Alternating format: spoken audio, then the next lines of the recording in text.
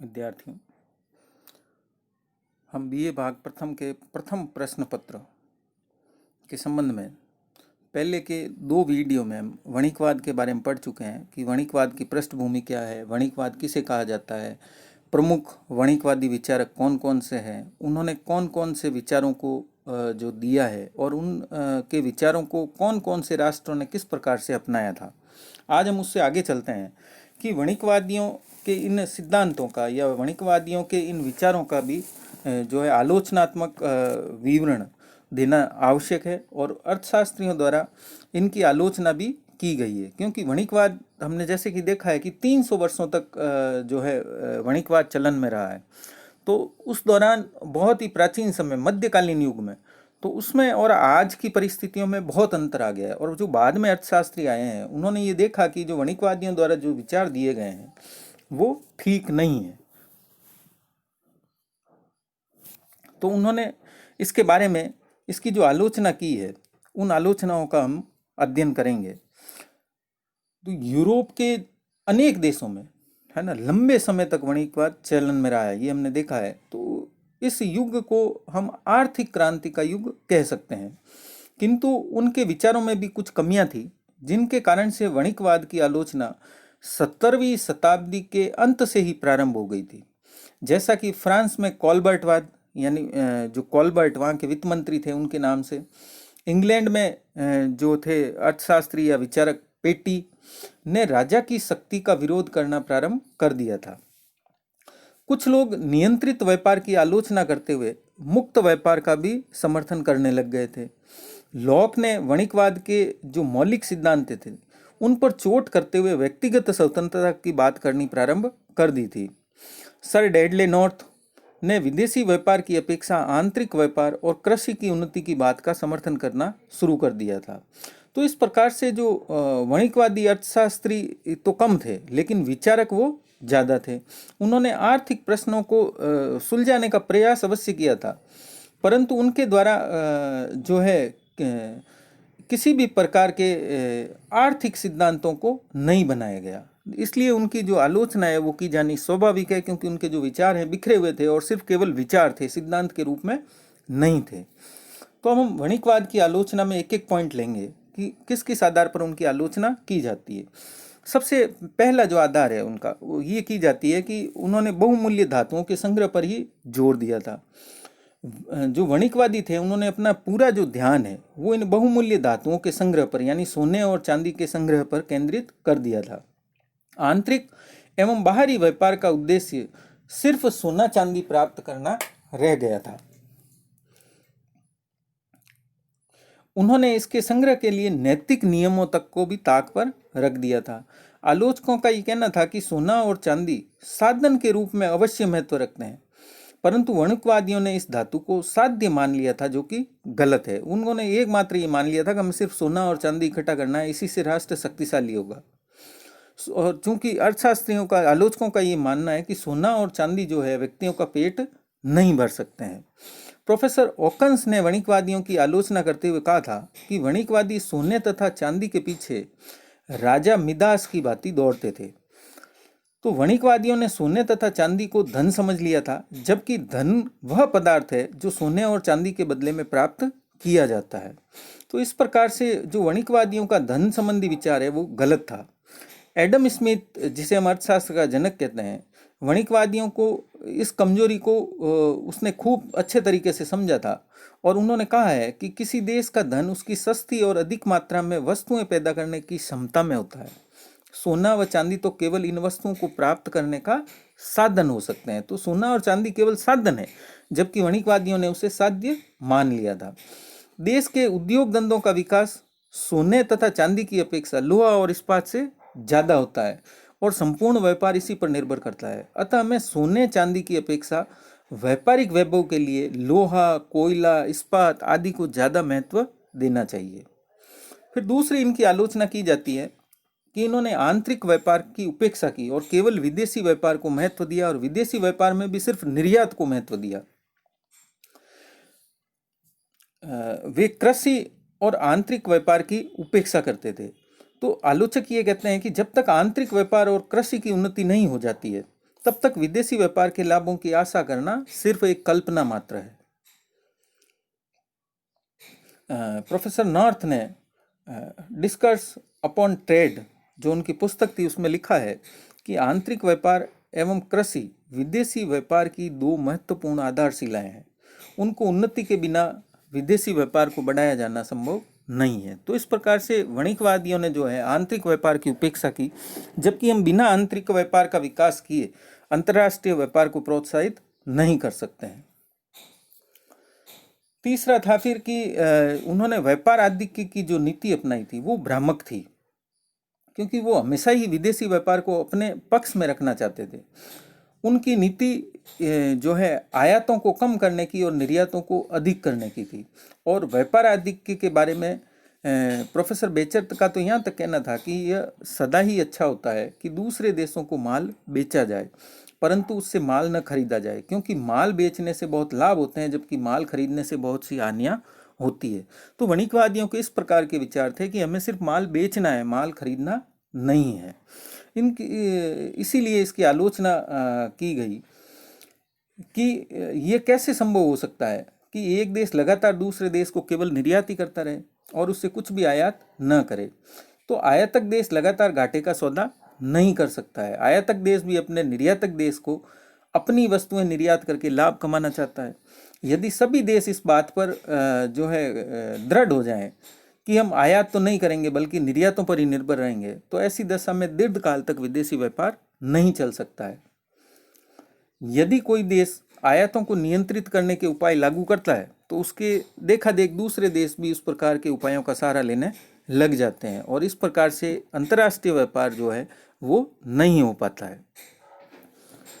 फिर जो वणिकवादियों के विचार थे वो व्यक्तिगत स्वतंत्रता के विरोधी थे, क्योंकि वणिकवादी राज्य को शक्तिशाली बनाने तथा विदेशी व्यापार को अपने पक्ष में रखने के लिए अनेक प्रतिबंध लगाने पर बात करते हैं। जब इन प्रतिबंधों के कारण व्यक्तिगत स्वतंत्रता को आघात पहुंचता है, सरकारी हस्तक्षेप तथा औद्योगिक संरक्षण के कारण आर्थिक क्षेत्र नियंत्रित किया जाने लगा था। कुछ विशेष कंपनियों को ही आयात और निर्यात करने का अधिकार दिया गया था। राज्य के हित के सामने व्यक्ति के हित को छोटा मान लिया गया था और कानून के द्वारा इस बात को भी लागू किया गया कि जो है राज्य का हित ही सर्वोपरि है।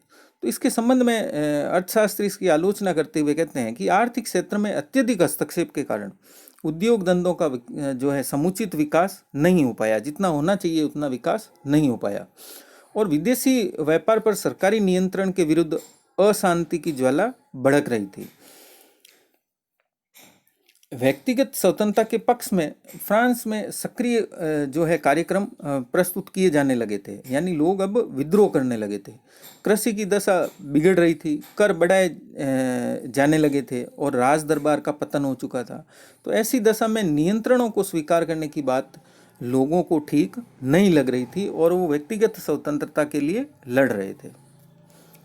नेक्स्ट इसका है कि इसने वणिकवाद ने उपनिवेशवाद को जन्म दिया, क्योंकि वणिकवादियों ने विदेशी व्यापार को बढ़ाने, विदेशों से कच्चा माल प्राप्त करने तथा अपने निर्मित माल को विदेशों में बेचने के लिए बाजार के क्षेत्र का विस्तार किया और इस विस्तार में उन्होंने अपने साम्राज्य को बहुत ज़्यादा बड़ा बना लिया और कमज़ोर और निर्धन देशों को अपना गुलाम बनाया गया, जैसे भारत को भी बनाया गया, और उनका मनमाने ढंग से शोषण किया गया।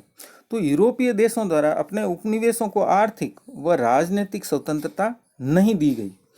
व्यापारवादियों ने इस विचार का खूब प्रचार किया कि जो बात यूरोप के हित में है वही बात पूरे देश की, पूरे विश्व के हित में भी है।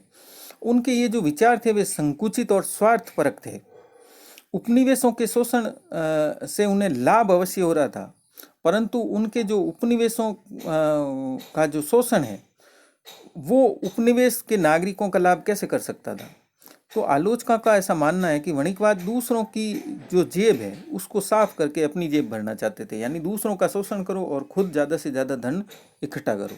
और तो उनकी ये नीति जो है स्वागत योग्य या समर्थन योग्य नहीं थी।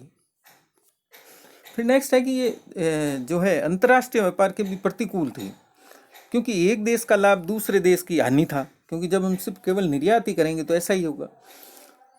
तो इसके संबंध में जो आलोचक हैं उनका कहना है कि वणिकवादी विदेशी व्यापार की प्रकृति को ठीक ढंग से नहीं समझे थे। उन्होंने निर्यात को बढ़ाने तथा आयातों को कम करने की बात जगह जगह कही है। तो अंतर्राष्ट्रीय व्यापार के सिद्धांत का आधार जो है वो यह है कि दोनों पक्षों को लाभ होता है, न कि केवल एक पक्ष को। आयातक को भी लाभ होना चाहिए और निर्यातक को भी लाभ होना चाहिए। तो ये आवश्यक नहीं है कि इस प्रकार के व्यापार से किसी देश को प्राप्त होने वाला लाभ किसी अन्य देश को हानि पहुंचाकर ही प्राप्त किया जाए। और प्रोफेसर हेने ने इसका बहुत ज़्यादा समर्थन किया। वणिकवाद के समस्त जो दोष हैं उनके संबंध में प्रोफेसर रोसर ने अपने विचार व्यक्त करते हुए कहा है कि वणिकवाद देश में जनसंख्या, मुद्रा की मात्रा, विदेशी व्यापार, उद्योग धंधों तथा राज्य को आवश्यकता से अधिक महत्व देने लगे थे। अब चूंकि व्यापारवाद या वणिकवाद की इतनी कटु आलोचनाएं की गई है, लेकिन इसके बावजूद भी हमें ये नहीं समझ लेना चाहिए कि वणिकवाद जो है महत्वहीन हो चुका है, क्योंकि वणिकवादी विचार उस समय की परिस्थितियों के अनुकूल थे। इस संदर्भ में जो है प्रोफेसर हेने का ऐसा मानना था कि वणिकवादियों की अत्यधिक आलोचना जो की गई है, निसंदेह उनके विचारों में त्रुटियां तथा अस्वस्थ विकास के कीटाणु निहित हैं, किंतु फिर भी यदि उनका समय, स्थान और लोगों की भावनाओं के संदर्भ में अध्ययन किया जाए जैसा कि वास्तव में होना चाहिए, तो उनके विचार बेकार नहीं थे, क्योंकि उनकी जो वर्तमान परिस्थितियां थी उन वर्तमान परिस्थितियों में उनके जो विचार थे वो ठीक थे। तो अर्थशास्त्री जो हैं वणिकवाद के कई कारण हैं जिसके आधार पर उसके महत्व को स्वीकार करते हैं, है ना। उन्होंने ये कहा भी है कि आयातों पर नियंत्रण लगाने से जो इंग्लैंड है उसके उद्योग धंधों को भरपूर लाभ हुआ था और वहाँ की सभ्यता का भी विकास हुआ।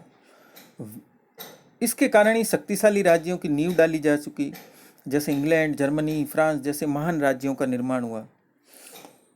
बहुत से आधुनिक विचारों का प्रारंभ एडम स्मिथ के काल में न होकर वणिकवादियों के युग में ही हो चुका था, शुरू में भी हो चुका था। जैसे लाभ के, ब्याज के, मुद्रा से संबंधित सिद्धांत उन्होंने पहले से ही दे दिए थे। और उन्होंने इस बात को भी स्पष्ट कर दिया था कि मुद्रा केवल विनिमय का माध्यम नहीं है, बल्कि वो धन संचय के रूप में भी काम आ सकती है। वणिकवादियों ने बचत, विनियोग, रोजगार तथा राष्ट्रीय आय के संबंध को भी वो समझते थे, और जिसको बाद में केन्ज ने उनका विधिवत रूप से विकास किया। राष्ट्रवादी अर्थशास्त्र के विकास के लिए वणिकवादियों ने महत्वपूर्ण वातावरण पैदा किया था। तो कई प्रकार से व्यापारवाद या वणिकवाद की आलोचनाएं की गई है, लेकिन कुछ ऐसे बिंदु हैं जिनके आधार पर हम कह सकते हैं कि वणिकवाद का अपना महत्व भी है। जैसे सबसे पहले लेते हैं हम सोने चांदी का जो महत्व है वो वास्तव में उपयुक्त था। वणिकवाद को जो जन्म देने वाली परिस्थितियां थी, अगर उनको देखा जाए तो हमें पता चलेगा कि उस समय व्यापार, वाणिज्य और राज्य को शक्ति प्रदान करने के लिए सोना और चांदी ही एकमात्र उपयुक्त साधन थे। तो उस समय द्रव्य का चलन हो चुका था और द्रव्य यानी मुद्रा को सोने तथा चांदी के सिक्कों में डाला जाने लगा था। इसलिए जो है सोने और चांदी को प्राप्त करना आवश्यक हो गया था। राज्य भी अपने करों की वसूली सोने चांदी में करने लगे थे। इस प्रकार की परिस्थितियों में सोने चांदी के महत्व को कम नहीं किया जा सकता था। नेक्स्ट है फिर कि विदेशी व्यापार जो है सोने चांदी की प्राप्ति या बहुमूल्य धातुओं की प्राप्ति हो सकती है। पूरे यूरोप में सोने और चांदी का महत्व उस समय बहुत ही ज़्यादा बढ़ गया था, पर सभी देशों में सोने तथा चांदी की खानें उपलब्ध नहीं थी। इसलिए इस धातु को विदेशों से प्राप्त किया जा सकता था और उसे प्राप्त करने का एकमात्र साधन विदेशी व्यापार ही था। यही कारण है कि वणिकवादियों ने विदेशी व्यापार को समृद्धि का द्वार मान लिया था और वो विदेशी व्यापार पर बहुत ज़्यादा जोर देते थे। नेक्स्ट फिर उन्होंने कहा कि अनुकूल जो व्यापार आधिक्य है वो राष्ट्रीय दृष्टिकोण से अपनाया गया था, क्योंकि वो वणिकवादी थे, वो सच्चे देशभक्त थे और वे अपने देश को शक्तिशाली देखना चाहते थे। उनका ये उद्देश्य तभी सफल हो सकता था जब विदेशी व्यापार उनके पक्ष में हो, यानी निर्यात ज़्यादा हो और आयात कम से कम हो। तो इनके द्वारा व्यापार आदि में ऐसे नियंत्रण लगाए गए जो विदेशी व्यापार को अपने पक्ष में कर सकते थे। व्यापारवादियों की इस धारणा को स्वार्थपूर्ण नहीं माना जा सकता, है ना। हालांकि व्यापार आधिक्य की जो नीति है उसमें त्रुटि केवल इतनी है कि उसका पालन स्थायी आधार पर न करके अस्थायी आधार पर ही किया जाना चाहिए था। तो अस्थायी आधार पर अगर हमारा व्यापार संतुलन ठीक नहीं है तो हम निर्यात की नीति को अपना सकते हैं और आयात को हतोत्साहित कर सकते हैं और करते भी हैं। नेक्स्ट है फिर राज्य की जो शक्ति है वो उस समय के अनुकूल उपयुक्त थी, क्योंकि वणिकवादियों ने राज्य को संगठित तथा शक्तिशाली बनाने की जो चेष्टा की थी वो उस समय की परिस्थितियों के अनुकूल बैठ रही थी। व्यापारवाद को जन्म देने वाली जो परिस्थितियों का हम अध्ययन किया है उसमें हम देख चुके हैं कि किस प्रकार से वो राज्य की शक्ति को बढ़ाना चाहते थे और क्यों बढ़ाना चाहते थे। राज्य को अधिकतर जो अधिकार इसलिए सौंपे गए थे कि देश में आंतरिक और बाहरी शांति बनी रहे, राज्य के सहयोग से छोटे बड़े उद्योगों का संचालन किया जा सके, विज्ञान, अनुसंधान, शिक्षा आदि की भी प्रगति राज्य के सहयोग से ही हो सकती है। तो राज्य को शक्तिशाली बनाने के लिए उपनिवेशों का विस्तार किया जाने लगा। भले ही हम आज जो है इस उपनिवेशवाद की नीति है उसकी हम कटु आलोचना करते हैं, परंतु उस समय की व्यवस्था को देखते हुए इस नीति को अनुपयुक्त नहीं कहा जा सकता, क्योंकि वो अपने देश के अपने साम्राज्य का विस्तार करना चाहते थे। फिर ये जो व्यापारवादी जो विचारधारा है वो आर्थिक प्रगति के लिए व्यवहारिक थी, है ना। ये केवल एक काल्पनिक विचारधारा नहीं थी, क्योंकि इस विचारधारा ने यूरोप को शक्तिशाली बनाया था। इंग्लैंड, फ्रांस, जर्मनी जो है देश है, इसी विचारधारा के आधार पर शक्तिशाली राज्य बने थे। तो इस विचारधारा ने अर्थशास्त्र की नींव डाली थी और अनेक आधुनिक अर्थशास्त्रियों ने वणिकवादी विचारों के आधार पर ही नवीन अर्थशास्त्र की रचना की है। तो ये जो वणिकवादी विचारधारा थी ये नए अर्थशास्त्र का आधार स्तंभ थी, उसकी नींव थी। इसके पश्चात हम आते हैं कि इतना महत्व और इतनी आलोचनाएं होने के बाद वणिकवाद का पतन क्यों हुआ। तो वणिकवाद के पतन के लिए हम जैसा कि देखते हैं कि 16वीं शताब्दी के प्रारंभ में और 18वीं शताब्दी के अंत तक की अवधि में यूरोप में इस वणिकवाद का प्रचलन रहा। 18वीं शताब्दी के अंत में वणिकवाद का शक्तिशाली गढ़ टूटना प्रारंभ हो गया था। इस विचारधारा के पतन के बाद प्रकृतिवाद तथा प्रतिष्ठित विचारधारा का उदय हुआ। इन दोनों विचारधाराओं के प्रणेता केने तथा एडम स्मिथ माने जाते हैं। तो एडम स्मिथ के द्वारा वणिकवादी विचारों की कड़ी आलोचना की गई और उन्होंने जो पुस्तक लिखी थी वेल्थ ऑफ नेशंस, उसका प्रकाशन मुख्य रूप से वणिकवाद के पतन के लिए उत्तरदायी था। इसके अतिरिक्त वणिकवाद के पतन के लिए कई कारण और उत्तरदायी थे, जिनमें है कॉलबर्ट की आर्थिक नीति का असफल होना।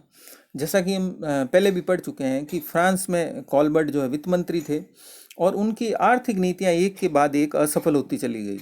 तो जिस कॉलबर्ट ने कृषि की अपेक्षा उद्योग धंधों को महत्वपूर्ण स्थान दिया था और औद्योगिक तथा व्यापारिक नियंत्रणों की बैसाखी के सहारे उसे जीवित रखने का प्रयत्न किया था, लोगों ने उसका घोर विरोध करना प्रारंभ कर दिया था।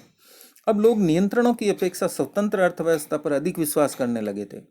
प्रतिबंधित व्यापार की अपेक्षा निर्बाध व्यापार को अधिक महत्वपूर्ण समझा जाने लगा। कृषि की दशा खराब हो जाने के कारण तथा राजकीय व्यय में वृद्धि होने से राजकोष खाली होने लग गए थे। राजकोष में वृद्धि करने के उद्देश्य से लोगों पर भारी मात्रा में करारोपण किया जाने लगा। तो इस प्रकार की व्यवस्था से लोग जो है तंग होना स्वाभाविक थे और वे व्यापारवाद की अब खुल करके आलोचना करने लगे थे। तो ये सबसे बड़ा प्रमुख कारण था वणिकवाद के पतन का।